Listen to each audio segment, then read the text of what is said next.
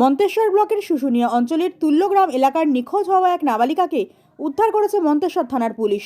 থানা সূত্রে খবর, দিন কয়েক আগে উদ্ধার হওয়া নাবালিকা পড়াশোনার বিষয় নিয়ে মায়ের সঙ্গে বকাবকি করে, পরিবারের কাউকে না জানিয়ে বাড়ি থেকে পালিয়ে যায়। তারপর পরিবারের লোকজন অনেক খোঁজাখুঁজির পর খুঁজে না পেয়ে পরিবারের পক্ষ থেকে মন্তেশ্বর থানায় অভিযোগ করে।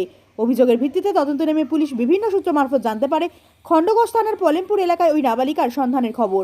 মন্তেশ্বর থানার পুলিশ গতকাল সন্ধ্যা নাগাদ খণ্ডঘোষ থানার পুলিশ প্রশাসনের সহযোগিতায় মন্তেশ্বর থানার পুলিশ খণ্ডঘোষ থানার পলেমপুর এলাকার ওই নাবালিকার কিশোরীর এক আত্মীয়র বাড়ি থেকেই ওই কিশোরীকে উদ্ধার করে আনে মন্তেশ্বর থানার পুলিশ।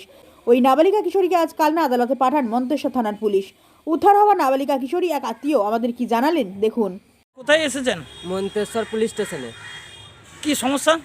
মানে বোনের সাথে কাকির অশান্তি ঝামেলা পড়াশোনা নিয়ে পড়াশোনা নিয়ে ঝামেলা, তার জন্য বোন বাড়ি থেকে পালিয়ে যায় কাউকে না বলে, রাগ করে। কদিন আগে? গত 4 দিন হচ্ছে। দিয়ে আমরা মন্তেশ্বর পুলিশ স্টেশনে এসে মিসিং ডায়েরি করলাম। দেখছি আমাদের মন্তেশ্বর থানার প্রশাসন পুলিশ বোনকে ঠিক খুঁজে উদ্ধার করেছে। কাল রাত্রিরে কল দিয়েছে আমাদেরকে আসবার জন্য, আমরা এসেছি। বোন পড়াশোনা কিসে করে?